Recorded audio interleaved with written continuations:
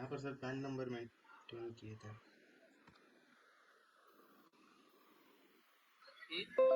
हाँ, ये बनाए हो पैन नंबर वाला? हाँ अच्छा।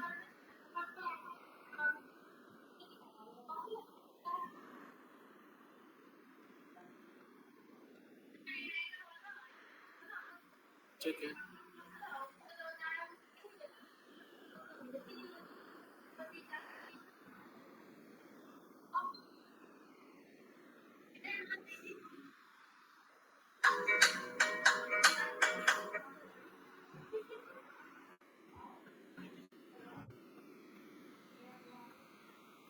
ठीक है, तो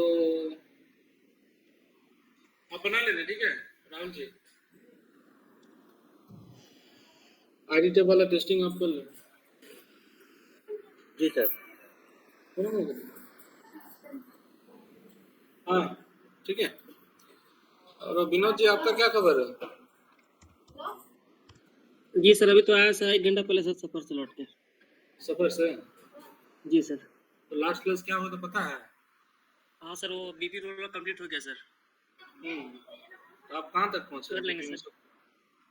बीपी रोल में सर वही आपका हेलो। जो बताया था सर, बीपी रोल क्रिएट करना सर, वो वाला मेंशन जेल डाटा भरना वाला बताया था सर। और उन्होंने बोला था वो सर, वो एक ही इसमें सीट पे आपका company code data, sales data जो है सर, बोल के प्रैक्टिस नहीं कर पाया सर, उसी दिन निकल गया था सर। नहीं, वो तो ठीक है, और ये भी करना है ना। एक तो ये आईडी टाइप वाला काम करना है, फिर एक वो रिलेशनशिप वाला करना है, ठीक है? जी सर। जी सर। हेलो और उसके बाद हाँ, बोलो क्या? सर, बोल रहे हैं ऑर्गेनाइजेशन में जाने पर ये आइडेंटिफिकेशन में यहाँ पर जो पैन नंबर वगैरह का नहीं आ रहा है, वो आ रहा है सर, आ रहा है। तो जो कुछ भी छूटा हुआ है आपका वो सब कर लीजिए ना। जी सर, वो हो जाता सर, लेकिन वहाँ नेटवर्क काम ही नहीं करता सर, जियो किसी का भी सर, इसलिए सर प्रॉब्लम हो गया था। आप लैपटॉप लेके गए थे क्या? नहीं सर, लेके नहीं गया था, मोबाइल से हो जाता सर, लेकिन लेके भी नहीं गया था, तो इतना सारा लोड था सर, कैसे ले जाता है। तो मोबाइल से क्या आता है? मोबाइल से खाली वीडियो देखा देखी होता है, गाना सुनना होता है, मोबाइल से कभी पढ़ाई लिखाई नहीं होता। जी सर, नहीं होता, बिल्कुल सही बोले सर। जी सर।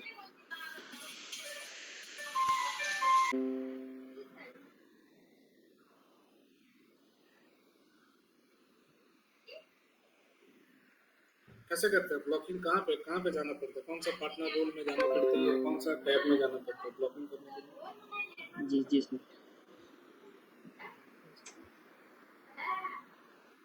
कहाँ पे जाते हैं बताइए, कहाँ पे जाना चाहिए?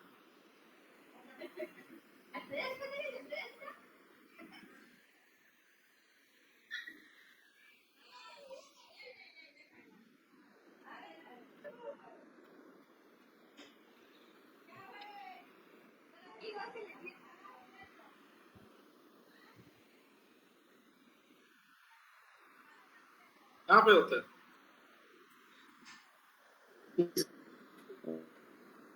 हाँ?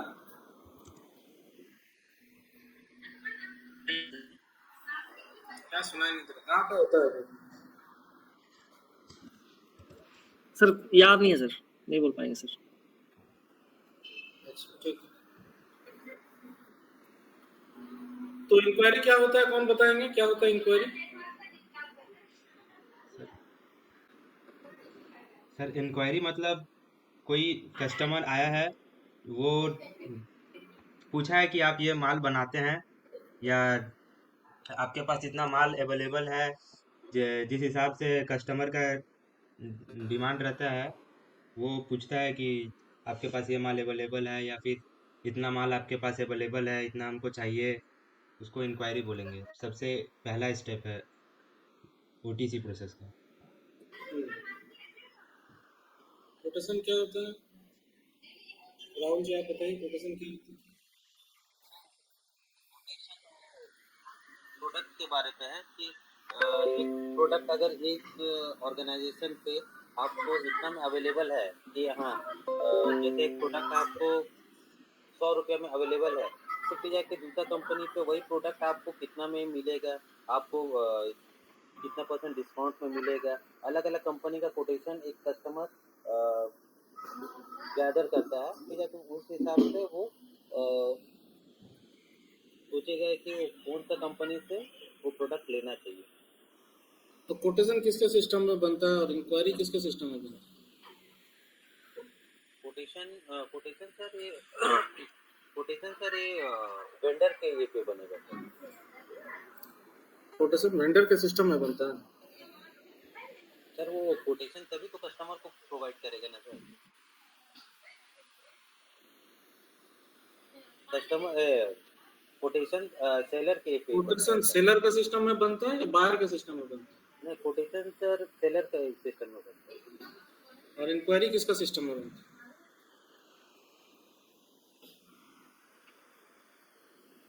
इंक्वायरी भी सर सेलर का सिस्टम में बनता इंक्वायरी भी है सेलर का पे बनेगा। है।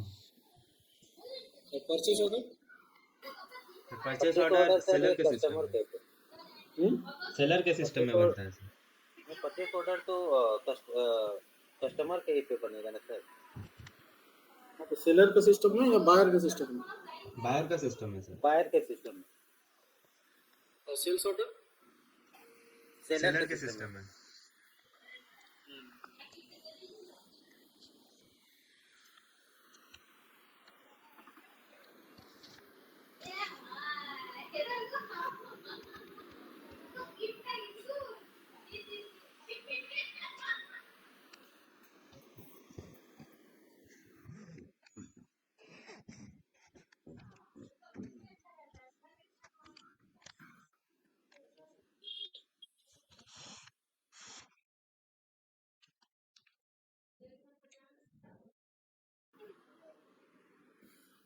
ओके, तो सेल्स प्रोसेस में क्या होता है? सबसे पहले inquiry, then quotation, then sales order, then delivery, then billing, then invoice.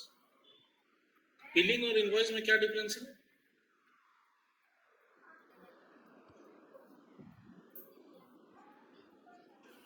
Billing sir system में बिलिंग सर सिस्टम में उसका बिल जनरेट होता है सर। बिलिंग करते हैं कि हाँ आपका इतना इतना अमाउंट में आपका ये प्रोडक्ट का प्राइसिंग हुआ है। और इनवॉइस सर जो उसका बिल का कॉपी बनेगा सर।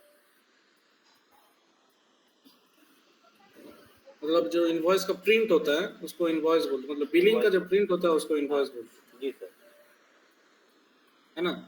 हाँ जी सर।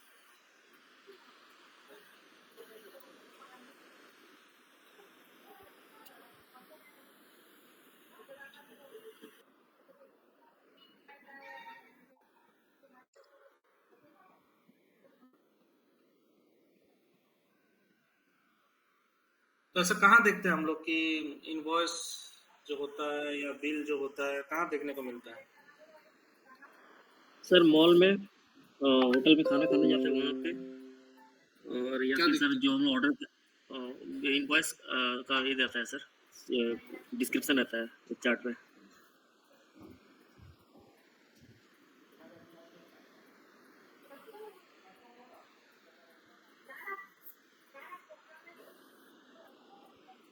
है?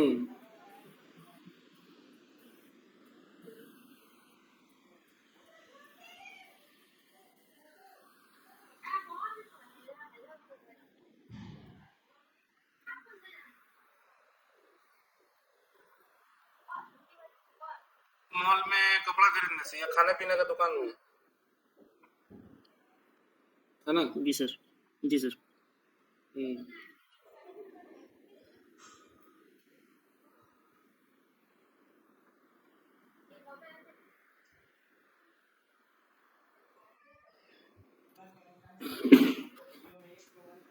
ठीक है, तो अच्छा, वो हम जो बुक दिए थे उसको पढ़े क्या? उसमें क्या क्या लिखा हुआ है? सर आप ये दो तो बुक उस पर शेयर किए हैं ना। हाँ। जिस बुक से हम लोग का नॉर्मली जो पीडीएफ वगैरह पे देते हैं और एक अलग से एक बुक है। ठीक है सर। बोला तो अभी पढ़े नहीं है सर, क्योंकि वो थोड़ा बहुत हम पढ़े थे फिर ऐसे मेरे घर पे एक भांजी ने खा दिया तो उतना टाइम नहीं मिला था मुझे बुक। लेकिन पढ़े हैं, थोड़ा बहुत रिवाइज किया सर उसको। हम्म। वो बुक में इंक्वायरी, कोटेशन, कॉन्ट्रैक्ट, ये सब सब चीज के बारे में वहाँ बताया होगा उस बुक में, जी है ना? जी सर। जो बुक सर हम लोग जो जिससे पढ़ रहे हैं वो बुक सर मेरे को थोड़ा ज़्यादा इजी लगा है पढ़ने में तो। जो बुक से हम लोग पढ़ रहे हैं वो तो बहुत इजी लैंग्वेज में है, लेकिन वो हाँ थ्योरी नहीं है ना ज़्यादा। हाँ वहाँ हाँ पे जी सर। प्रैक्टिकल के लिए वो वाला बुक अच्छा है, ज़्यादा हाँ जी सर। डिटेल्स, थ्योरी नहीं है बट प्रैक्टिकल में बहुत ज़्यादा डिटेल्स में बताता है उसको। हाँ हाँ जी सर। हम्म। लेकिन बहुत ज़्यादा डिटेलिंग में नहीं है, बट आपको थ्योरी भी आना चाहिए ना, नहीं तो फिर हाँ इंटरव्यू में खाली प्रैक्टिकल बोलने से होगा नहीं ना। वो थोड़ी कंप्यूटर दे देगा हाथ के सामने, बोलेगा करके दिखाओ। जी सर। और जैसा जैसा वहाँ बुक में लिखा है कि जैसे व्हाट इज इंक्वायरी, तो इंक्वायरी का डेफिनेशन जैसा है सेम वैसा ही लैंग्वेज आपको आंसर में भी बोलना है, ठीक है ना? यस सर, ठीक। तो इसीलिए वो थ्योरी पढ़ना जरूरी है, और वो ये भी करना जरूरी है आपका, नोट भी बनाना और पढ़ना, ठीक है ना? Yes sir.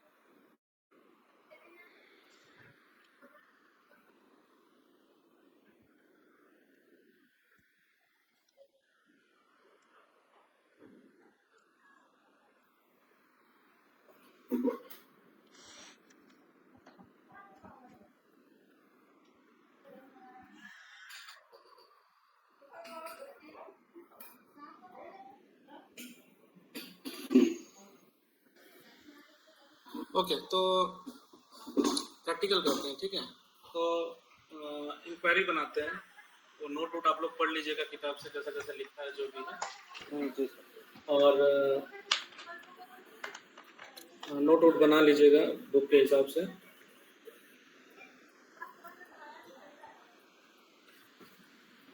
ठीक है, तो हम स्क्रीन शेयर करते हैं ना।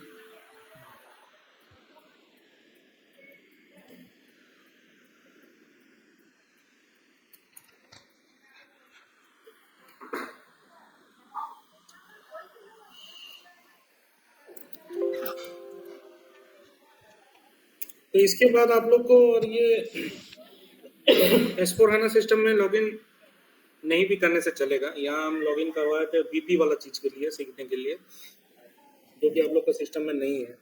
जी बट अगर आप लोग चाहें तो इस सर्वर में भी प्रैक्टिस कर सकते हैं, कोई प्रॉब्लम नहीं है। और आगे से अभी जो कुछ भी पढ़ाएंगे, जैसे इंक्वायरी, कोटेशन, ये सारा चीज आप लोग अपने सर्वर में भी कर सकते हैं, ठीक है? ठीक। तो यहाँ पे भी प्रैक्टिस कर सकते हैं, अपना सर्वर में भी कर सकते हैं, कोई प्रॉब्लम नहीं। अभी बात करते हैं इंक्वायरी का, ठीक है? तो इंक्वायरी बनाने का टी कोड क्या है? BA11, ठीक है? इंक्वायरी बनाने का टी कोड क्या है? BA11। और ये क्या चीज है? ट्रांजेक्शनल डेटा है, ठीक है? क्या डेटा है ये? ट्रांजेक्शनल डेटा, मतलब ट्रांजेक्शन। तो ट्रांजेक्शन डेटा, मास्टर डेटा और कॉन्फिग डेटा, ये तीनों में क्या क्या डिफरेंस होता है?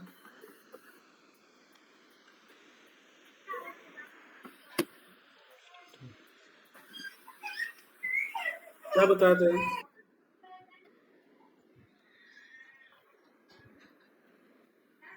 Difference between transactional master data data, and config data, config data. Transactional data.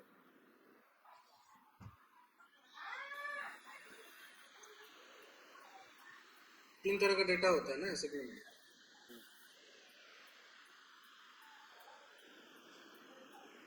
क्या अंतर है इन तीनों में? सर मास्टर डेटा हो जाएगा one time maintain, rarely change.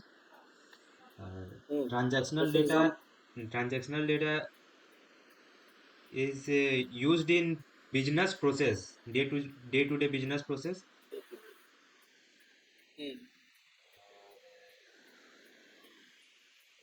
और एक कौन सा डेटा बोले sir? Config. config।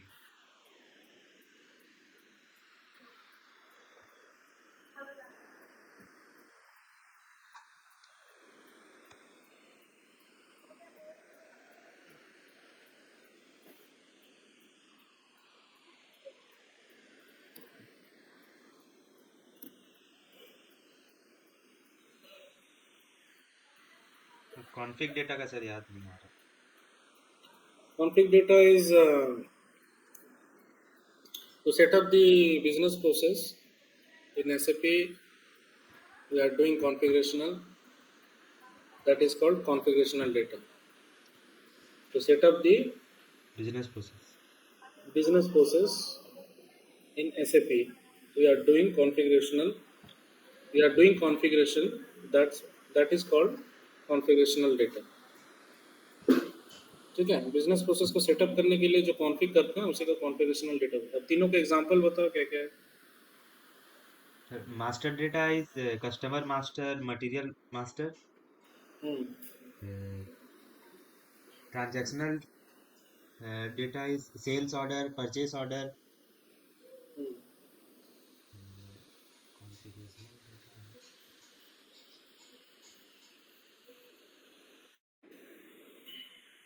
Configurational data is enterprise structure. हाँ, तो अभी ये जो इंक्वायरी बना रहे हैं क्या है? Transactional data. क्यों ये ट्रांजैक्शनल डेटा क्यों है? क्या बोला, इसका मतलब क्या है? What is transactional data? Day to day business में यूज होता है सर ये,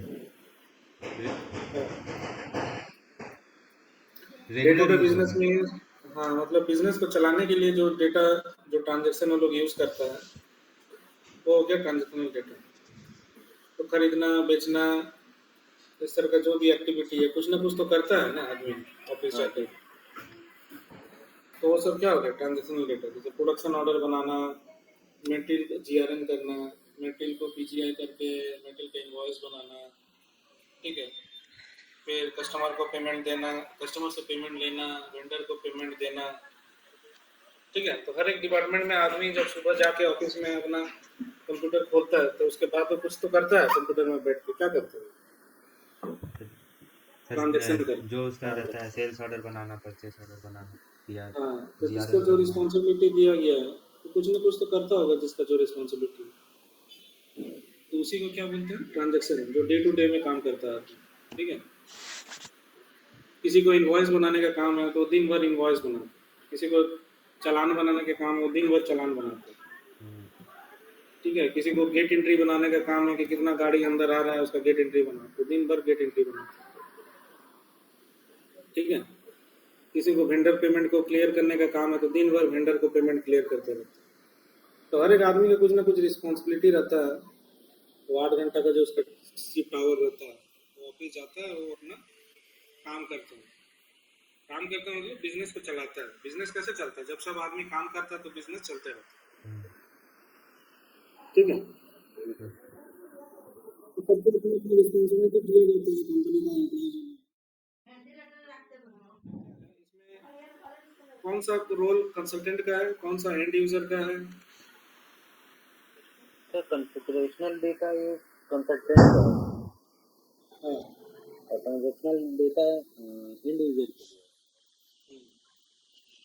और जो मास्टर डेटा भी सर एंड यूजर के लिए ही है। हाँ, मास्टर डेटा भी एंड यूजर के लिए है, बट कोई कोई ऑर्गेनाइजेशन में वो कंसल्टेंट को दे दिया जाता है, ठीक है। तो ये हो गया 3 तरह का डेटा और कौन किस में काम करता है, किसका क्या रिस्पॉन्सिबिलिटी है। ओके, तो ये VA11 क्या होता है? VA11 से इंक्वायरी बनती है। तो जैसे ही आप VA11 करेंगे तो कुछ इस तरह का स्क्रीन आएगा। आप लोग अपने सर्वर में भी टेस्ट कर सकते हैं।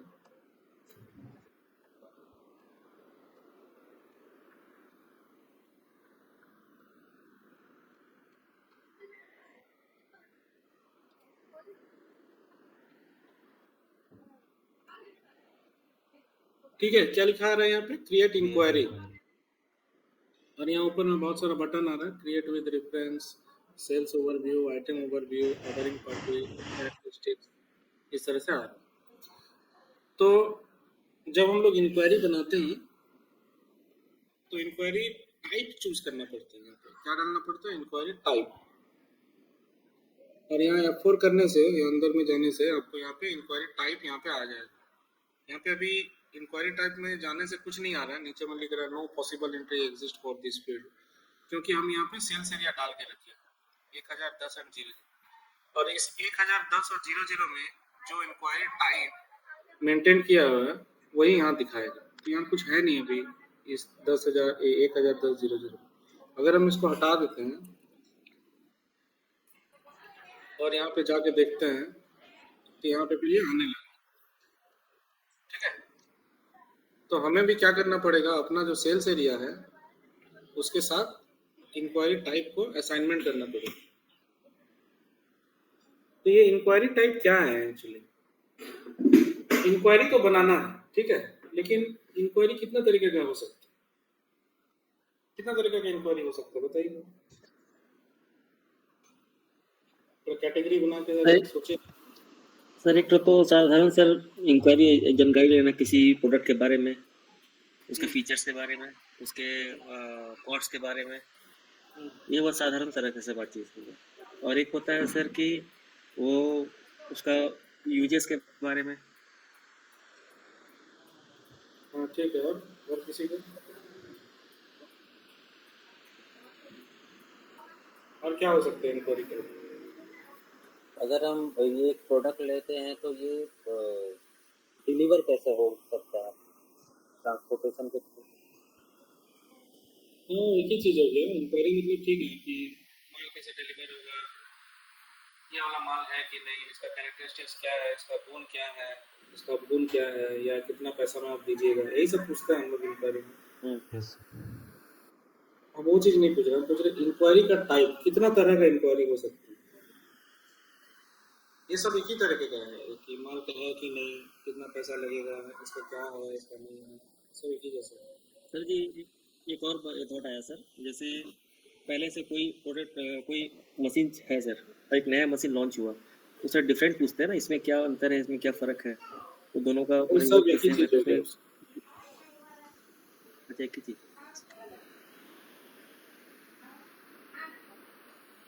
इंक्वायरी का टाइप का मतलब है कि हम कितना तरह का इंक्वायरी बना सकते हैं। तो थोड़ा सा ये सब चीज़ से बाहर निकल के सोचिए, कितना तरह का मतलब इंक्वायरी मान लेते हैं कि कोई प्राइवेट कस्टमर फ्लो है, जैसे रेगुलर कस्टमर या नॉर्मल कस्टमर है, ठीक है,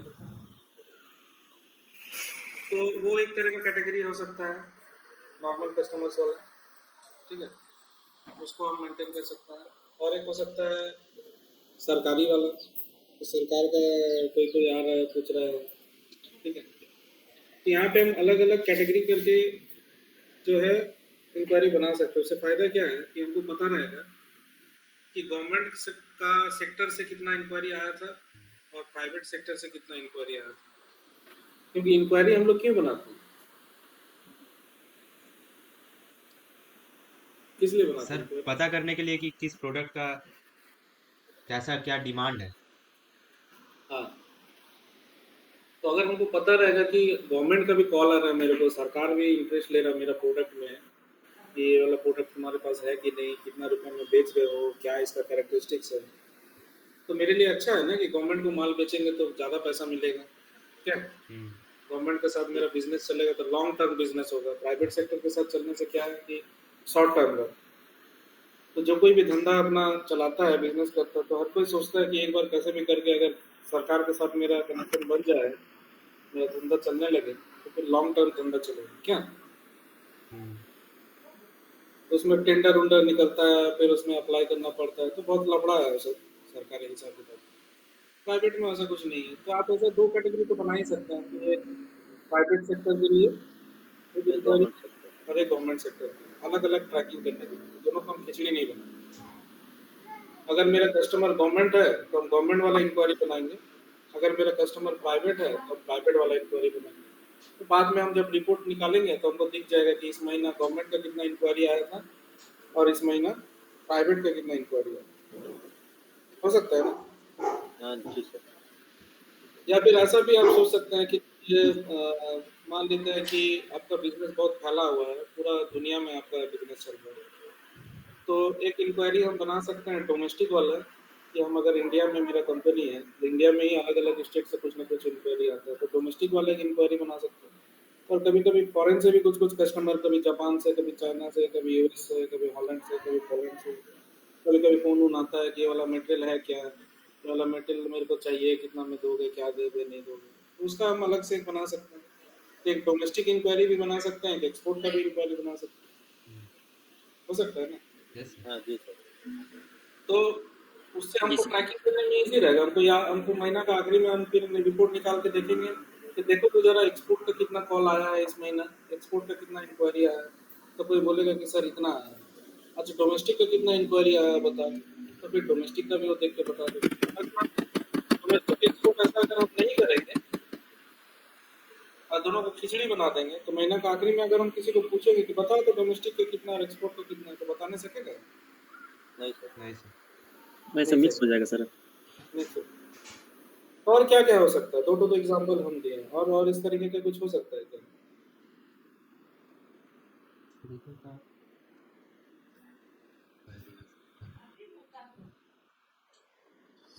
सर अलग अलग प्रोडक्ट के लिए अलग अलग इंक्वायरी बना सकते हैं। अगर कंपनी में बहुत सारा प्रोडक्ट मैन्युफैक्चरिंग हो रहा है, तो जैसे कंपनी में टीवी भी बन रहा है, फ्रिज भी बन रहा है, मोबाइल भी बन रहा है एलजी का जैसे, तो टीवी के लिए एक अलग इंक्वायरी रखेगा, फ्रिज के लिए अलग इंक्वायरी। तो ऐसा तो बहुत इंक्वायरी बन जाएगा। आपका आपका आपका बिजनेस में मान लीजिए 100 तरह का प्रोडक्ट है, तो 100 इंक्वायरी बनाएंगे। 100 हो सकता है ना, 100 तरह का हाँ हो प्रोडक्ट। सकता है सर। बिल्कुल सर, जितना प्रोडक्ट उतना इंक्वायरी। एक ही हाँ प्रोडक्ट सर तो अलग अलग टाइप से बना देता है, थोड़ा छोटा बड़ा कर देता है उसे। तो फिर तो दिक्कत हो जाएगा ना, 100 हाँ प्रोडक्ट का 100 इंक्वायरी बनाने से आदमी खुद ही भूल जाएगा कि कौन सा इंक्वायरी किसके लिए। याद रहेगा 100 इंक्वायरी बनाएंगे 100 प्रोडक्ट के लिए। नहीं तो सर। इंक्वायरी हमेशा ऐसे ही बना जाता है, कुछ डोमेस्टिक एक्सपोर्ट ऐसा टाइप से, या फिर और क्या बताया मैंने अभी, गवर्नमेंट के साथ से। गवर्नमेंट, हाँ गवर्नमेंट का इंक्वायरी या प्राइवेट का इंक्वायरी, ऐसा हो सकता है। ठीक है। हम्म, और भी हो सकता है कि अगर कोई आपके पास आता है और डिस्ट्रीब्यूटरशिप लेने के लिए इंक्वायरी करते हैं, कुछ कुछ कस्टमर है माल खरीदने के लिए बारे में बात करते हैं, कुछ कुछ बोलता है कि हमको आपका डिस्ट्रीब्यूटर बनना है, तो क्या क्या करना है बताइए, आपका माल का क्या है, कितना रुपया है, ऐसा भी हो सकता है ना। Yes sir. जी सर। तो डिस्ट्रीब्यूटरशिप लेने के लिए आके बात करता है आपसे कि आपका प्रोडक्ट मार्केट में अच्छा रिस्पॉन्स है, मेरे को डिस्ट्रीब्यूटरशिप दीजिएगा क्या, तो हम इतने माल लेंगे, इतना में बेचेंगे, ऐसा ऐसा भी बात करते हैं, तो भी हो सकता है होलसेल या डिस्ट्रीब्यूटर। ठीक है।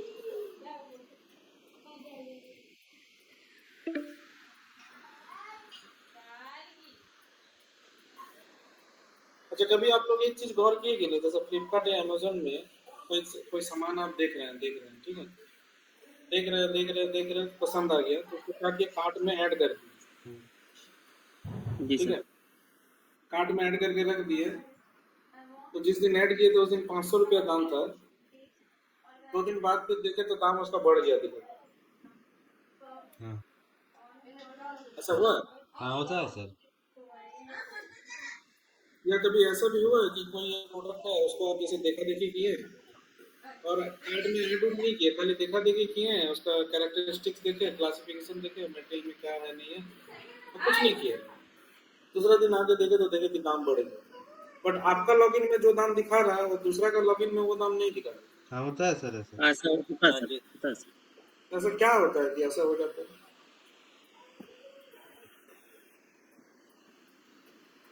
सेम प्रोडक्ट को सेम फ्लिपकार्ट में कोई एक देख रहा है तो उसको 500 रुपये दिखा रहा है, और कोई और एक देख रहा है तो उसको 700 रुपये दिखा रहा है, क्यों होता है ऐसा? सर डिमांडिंग के केस में बोल सकते हैं सर। है?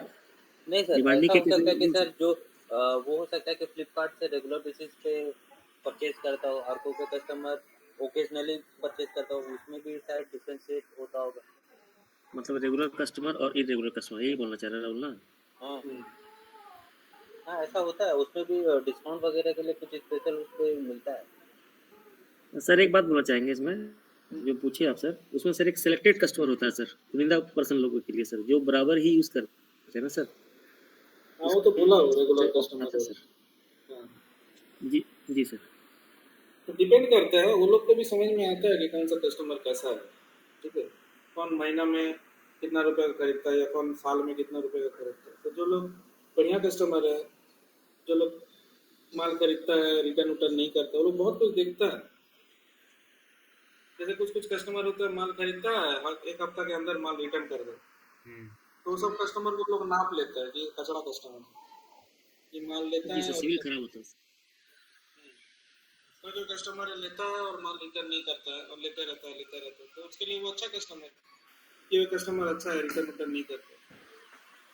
ठीक है, उसके बाद बाकी तो अमाउंट वगैरह है ये कि कोई 10,000 का माल ले रहा है, कोई 200 का माल, तो बहुत कुछ देख के वो लोग, और सॉफ्टवेयर में ही ऐसा वो लोग का सिस्टम रहता है, कोडिंग किया हुआ रहता है कि वो वहीं से पकड़ लेता है कि कौन सा कस्टमर अच्छा है, कौन सा कस्टमर खराब है, और उस हिसाब से दाम दिखाता है। सेम मटेरियल को आपका लॉगिन से अलग दिखाएगा, सामने वाला का लॉगिन से अलग दिखाएगा। हाँ सर। ठीक है, तो जब हम लोग कार्ट में ऐड करते हैं ना कोई मटेरियल को, तो क्या करता है कि वो एक रिपोर्ट निकालता है कि देखो तो आज कौन सा मटेरियल कार्ट में ज्यादा ऐड हुआ है। वो एनालिसिस करने के लिए हम्म। वो कार्ट चेक करता है कि कौन सा मटेरियल कार्ट में ज्यादा ऐड हुआ है, तो देखता है कि ये वाला मटेरियल बहुत लोग कार्ट में ऐड कर करके रखता है, तो उसको समझ में आ जाता है कि ये मटेरियल जो है कुछ अच्छा मटेरियल है, इसलिए इसका रिस्पॉन्स अच्छा है, लोग अपना कार्ट में ऐड करके रखते हैं। हम्म। ठीक है, तो वो फिर क्या करता है, उसका दाम बढ़ा देता है उसका। जिस समय आप कार्ट में ऐड किए होंगे तब अलग रहेगा, बाद में 1-2 दिन बाद या 2-4 घंटा बाद देखेंगे तो देखेंगे दाम बढ़ गया उसका। हम्म। ठीक है, तो ये भी कुछ इंक्वायरी जैसा ही है। जब जब हम लोग कुछ कोई प्रोडक्ट को देखते हैं और कार्ट में ऐड करके रखते हैं ना, तो उसका रिपोर्ट निकालता है कि कितना ऐड हुआ है, क्या हुआ है। उस हिसाब से देखने के बाद उसको लगता है कि इसका दाम बढ़ाने से भी ये बिक जाएगा, तो दाम बढ़ा देता है उसको। ठीक है, तो इंक्वायरी भी वही चीज है कि कोई भी आके आपको कुछ पूछ रहा है, बोल रहा है, आप भी इंक्वायरी बनाते रहिए, उसको ट्रैक करते रहिए, ताकि आपको भी पता चलेगा कि मार्केट में क्या चल रहा है, किसका डिमांड ज्यादा है। अगर आपको लगता है कि हाँ इसका डिमांड ज्यादा है, तो आप भी बेचिए उसको, आप भी कहीं से खरीदिए या आप भी बनाइए और बेचिए उसको। क्या है? Yes sir. तो सबसे पहले होता है इंक्वायरी टाइप कि किस तरह का इंक्वायरी है ये। ठीक है, ताकि इंक्वायरी टाइप देखने से ही आपको समझ में आ जाएगा कि ये किस तरह का इंक्वायरी है ना। तो सबसे पहले इंक्वायरी टाइप बनाना पड़ता है। ठीक है, तो जो स्टैंडर्ड इंक्वायरी टाइप होता है, जो एसएपी बना के दिया है, वो होता है आईएन। ये आप लोग का सर्वर में भी मिलेगा आईएन। इंक्वायरी टाइप डालने के बाद यहाँ पे सेल्स ऑर्गेनाइजेशन, डिस्ट्रीब्यूशन चैनल और डिवीजन, ये 3 चीज डालना पड़ता है।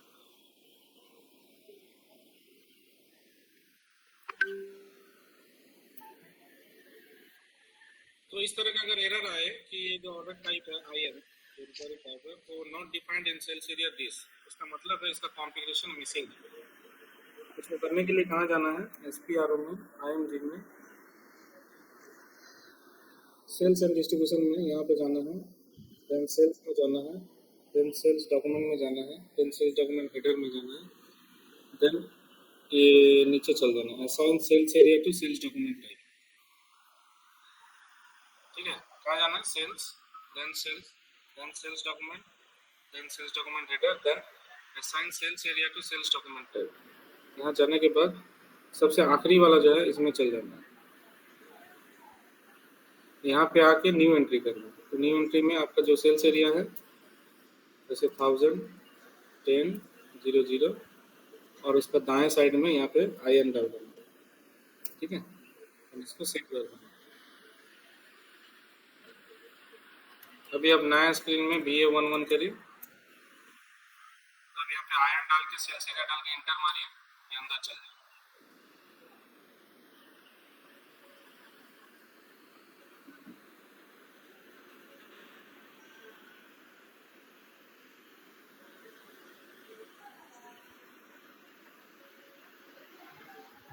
ठीक है, तो इस तरह का एक स्क्रीन है। अब यहाँ पे क्या बोल रहा है, sold to party, ship to party, customer reference date. तो सोल्ड टू पार्टी का मतलब होता है जो बीपी नंबर हम लोग जनरेट कर किए हैं उसी को यहाँ पे डालना है। तो कुछ भी नंबर एक ले लेते हैं, 200041 जो यहाँ पे है, बोल रहा है ऐसा कोई कस्टमर नहीं है, क्या क्या कस्टमर आप लोग बनाए हैं सेल्स एरिया में?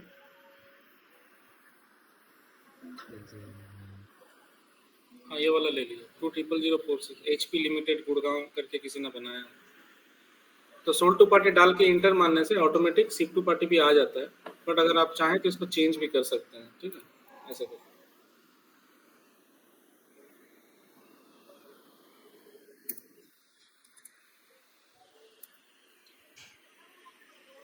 ऐसा कोई है ही नहीं, चलो, बाद में देखेंगे। तो यहाँ पे sold to party ship to party डाल दिए। यहाँ पे कस्टमर रेफरेंस में डाला जाता है कि ये जो इंक्वायरी हम बना रहे हैं तो वो आके मेरे से कैसे पूछा है, फोन से पूछा, ईमेल किया, ये ईमेल किया था, व्हाट्सएप किया था, वर्बली सामने सामने पूछा था, ठीक है। क्योंकि वो तो अभी कोई नंबर लेके नहीं आया ना, परचेस ऑर्डर तो है नहीं कि यहाँ पे हम परचेस ऑर्डर का नंबर लिख देंगे। वो आके खाली इंक्वायरी किया है मेरे से, हम यहाँ वर्बल लिख सकते हैं कि वर्बली आके पूछा था, या ईमेल के थ्रू हुआ था, ठीक है, या व्हाट्सएप में इंक्वायरी किया था।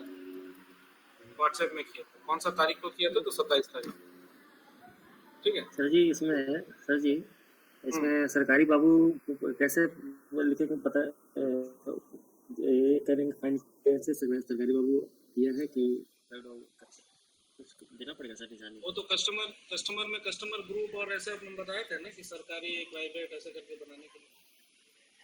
जी सर। जब पीपी पढ़ाए थे तो उस समय हम कस्टमर ग्रुप ये सब पढ़ाए थे कि नहीं? ये सब कस्टमर ग्रुप याद है ना, भूल गए उसे? जी सर। तो उसी से पता चलता है कि ये कस्टमर जो है ये सरकारी कस्टमर है या प्राइवेट कस्टमर, ठीक है। तो जब हम लोग इंक्वायरी बनाते हैं और ये सब सोल्ड टू या ये सब चीज़ डालते हैं तो कस्टमर मास्टर में जो सब चीज़ हम लोग डाले हुए रहते हैं वो ऑटोमेटिक इस इंक्वायरी में कॉपी हो जाता है।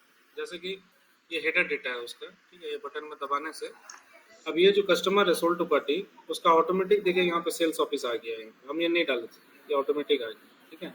जी उसके बाद जी सर। डॉक्यूमेंट करेंसी है तो यहाँ से आ गया, उसका सेल डिस्ट्रिक्ट यहाँ पे ऑटोमेटिक आ गया, ठीक है।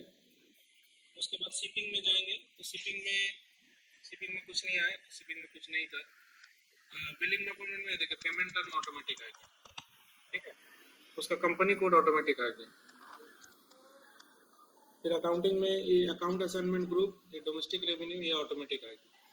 तो कुछ कुछ चीज जो है ना वो कस्टमर मास्टर से यहाँ ऑटोमेटिक आ गया, हम डाले नहीं है कुछ। हम sold to party shift to party डाले थे तो पेयर और shift to party bill to party सब अपने से आ गए हैं। तो मास्टर डेटा में जो डेटा रहता है, इस कस्टमर मास्टर में जो डेटा फिट किया हुआ है ऑटोमेटिक इस इंक्वायरी में फ्लो हो गया। हम खाली ये नंबर डाल के इंटर मारे थे, बट इस नंबर के पीछे का जो कहानी है वो ऑटोमेटिक यहाँ आ गया, है ये ना? समझ में आ रहा है? जी सर। तो जब हम लोग इंक्वायरी बनाते हैं तो यहाँ दो चीज रहता है, एक ये ऊपर वाला एरिया, ठीक है, और एक ये सादा वाला एरिया। ये सादा वाला एरिया को क्या बोलते हैं? आइटम डेटा बोलते हैं। नीचे वाले एरिया ये जहाँ लिखा हुआ ना ऑल आइटम, ये नीचे में आइटम मटेरियल ये सब है, ये सबको बोला जाता है आइटम डेटा। और ये ऊपर वाला जो एरिया है जो ब्लू कलर का, जहाँ पे HP limited, company code, customer code, WhatsApp, valid form, valid data सब है, इसको क्या बोला जाता है? हेडर डेटा, ठीक है। तो नीचे वाला चीज हो गया आइटम डेटा, ऊपर वाला चीज को क्या बोलते हैं? हेडर डेटा, ठीक है।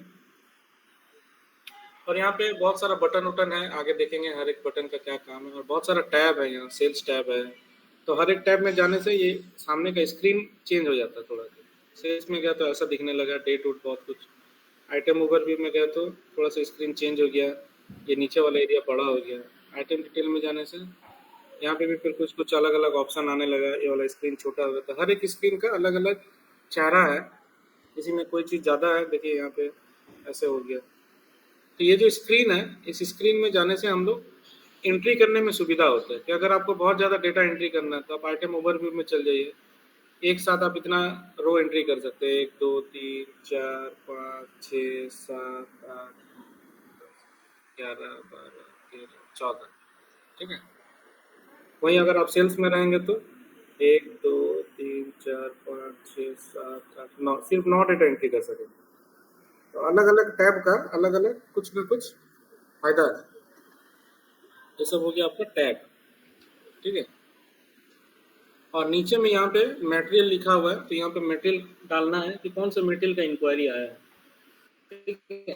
तो आप लोग मटेरियल बनाए हैं यहाँ पे, इस सर्वर में नहीं बनाए हैं, कुछ भी एक ले लेते 310। कितना पीस का इंक्वायरी आया था? 5 पीस। यहाँ पे मटेरियल का कोड डालने से, यहाँ पे क्वांटिटी डालने से उस मटेरियल का डिस्क्रिप्शन यहाँ पे आ जाएगा। मटेरियल बनाने आप लोग को आता है ना? Yes sir. तो मटेरियल का कोड डालने से मटेरियल के डिस्क्रिप्शन आ गया, और कितना पीस का इंक्वायरी था? 5 पीस, ठीक है। इतना ही करके इसको सेव कर देना, सेव बटन दबा देना। कुछ भी क्वेश्चन पूछे तो सेव दबा देना, ये सब बाद में बात करेंगे, एडिट उडिट सब करेंगे।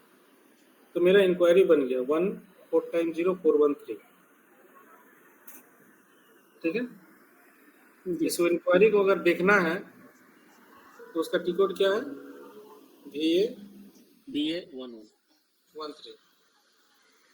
देखना है तो 13, और यहाँ पे जो नंबर अभी जनरेट हुआ उसको डाल के इंटर करेंगे तो फिर वो दिखने लगेगा। बनाने के बाद ऐसे आयन लेके ही बनाइएगा आप लोग भी, अपना जो भी सेल्स एरिया है उसके साथ असाइन कर लीजिएगा उसको। अंदर आके अपना यहाँ पे जो कस्टमर कोड है उसको डाल के इंटर करिएगा। यहाँ पे लिखिएगा ये कॉन्ट्रैक्ट कहाँ से आया, ईमेल, फोन, व्हाट्सएप जो भी है, और यहाँ पे फिर मटेरियल का कोड डालना है, और यहाँ ऑर्डर क्वांटिटी में कितना क्वांटिटी का इंक्वायरी आया है वो डालना है, ठीक है। इतना करके सेव दबा देना। कुछ भी पूछे तो यस दबा देना, सेव कर देना, ठीक है। ये हो गया। तो आप लोग को करना क्या है, इंक्वायरी बनाना है, और इंक्वायरी बनाने के बाद ये वाला बटन को दबाना है, डिस्प्ले हेडर डिटेल्स, ठीक है। और यहाँ पे जाके हर एक टैब में जाना है, sales, shipping, billing document, account, condition, ठीक है। और हर एक टैब में जाके यहाँ पे जो सब फील्ड है, ये सबको क्या बोलते हैं? फील्ड। ये जितना भी फील्ड है यहाँ पे, ये सबको देखिए, ठीक है। इसका मतलब क्या है ये सब समझने का कोशिश करिए। कुछ फील्ड तो आप लोग पहले भी सुने होंगे, देखे होंगे कस्टमर मास्टर पढ़ते समय। कुछ चीज जो है नया होगा, ठीक है। जो चीज नया आएगा उसके ऊपर में F1 दबाना है, और ऐसे इंग्लिश पढ़ना है। इंग्लिश अगर पढ़ के समझ में आया तो ठीक है, नहीं समझ में आया तो क्या करना है? गूगल ट्रांसलेटर में ट्रांसलेट कर लेना। हाँ, और वहाँ पे हिंदी पढ़ना है कि ये क्या है, ठीक है। तो हर एक टैब में जाना है, हर एक टैब में जाके कौन सा फील्ड है, क्या है, देखना है, समझना है, समझने की कोशिश करना है, ठीक है। क्योंकि इंटरव्यू में पूछता है कि कौन कहाँ पे रहता है। हर एक फील्ड का कुछ ना कुछ मतलब है, और कौन सा फील्ड कहाँ पे रहता है ये आपको जानना जरूरी है। उसी तरह से फिर इसको बैक करना है। अभी हम कहाँ पे हैं? ये क्या लिखा हुआ है यहाँ पे? Header data. हेडर डेटा, मतलब अभी हम हेडर डेटा, यहाँ पे बैक दबाएंगे। अभी हम कहाँ पे हैं? ओवरव्यू। हो गया। अब हमको जाना है आइटम डेटा में, तो ये मटेरियल के ऊपर में डबल क्लिक कर देंगे। तो सेम उसी तरह से यहाँ पे भी बहुत सारा टैब आएगा। अभी हम कहाँ पे हैं? Item data. Item data. यहाँ पे भी बहुत सारा टैब दिख रहा होगा, और हर एक टैब में जाने से आपको कुछ चीज यहाँ पे मटेरियल से कॉपी होके आया है, ठीक है। जैसे हेडर में गया था तो कस्टमर मास्टर से कॉपी हुआ था बहुत सारा चीज इस स्क्रीन में, उसी तरह से यहाँ पे मटेरियल से कॉपी हुआ है। तो क्या क्या चीज कॉपी हुआ है? जैसे इस स्क्रीन में, इस टैब में यहाँ पे कुछ नहीं हुआ ऐसा कॉपी जैसा, सेल्स भी में जाता है। ये डिवीजन कॉपी हुआ है, मटेरियल ग्रुप कॉपी हुआ है मटेरियल मास्टर से, है ना। मटेरियल प्राइस ग्रुप कॉपी हुआ है मटेरियल मास्टर से। सेल्स डिस्ट्रिक्ट ये तो कस्टमर मास्टर से है, शिपिंग में जाता है। ये प्लांट आया है मटेरियल मास्टर से ऑटोमेटिक, ठीक है। ये नेट वेट, ग्रॉस वेट, ये सब मटेरियल मास्टर से आया है। डिलीवरी प्रायोरिटी ये भी मटेरियल मास्टर से आया है, ठीक है। ये अकाउंट असाइनमेंट ग्रुप मटेरियल ये मटेरियल मास्टर से आया है। ऐसे बहुत सारा चीज मटेरियल मास्टर से ना यहाँ पे कॉपी हो गया, ठीक है। प्रॉफिट सेंटर जो है ये मटेरियल मास्टर से आया है। और कौन सा टैब में क्या रहता है, किसका क्या मतलब है, ये सबको समझना है। नहीं समझ में आया तो F1 करना है, उसे भी नहीं समझ में आया तो गूगल में जाके कॉपी पेस्ट करके उसका इंग्लिश को पढ़ना है और समझना है। हो जाएगा ना?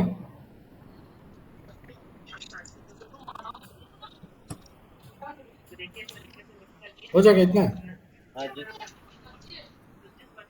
क्या क्या करना है? पहले इंक्वायरी बनाना है सर। पहले इंक्वायरी बनाना है, उसके बाद हर एक फील्ड में जाके समझना है मतलब क्या है। ठीक है। और अगर इंक्वायरी बनते समय कुछ एरर आएगा तो इस बुक में एक जगह पे एक एक कॉन्फ़िग है,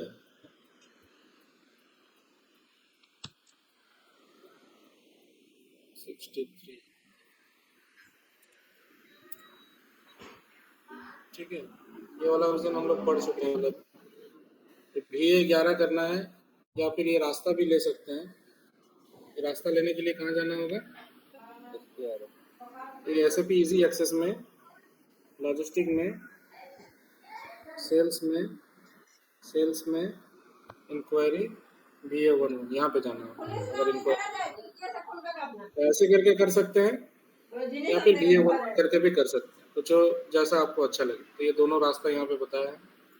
फिर ऐसे क्रिएट इंक्वायरी करना है, ऐसे ये सब चीज़ डालना है, फिर अंदर जाना है, सोटो पार्टी मेटेरियल ये सब डालना है, बस उसके बाद सेव कर देना। अभी कोटेशन में नहीं जाना है अभी। उसके बाद यहाँ पे अगर एरर आएगा ना, अगर आपको कुछ ये 1-1 करते समय, तो यहाँ पे एक टी कोड होगा यहाँ पे।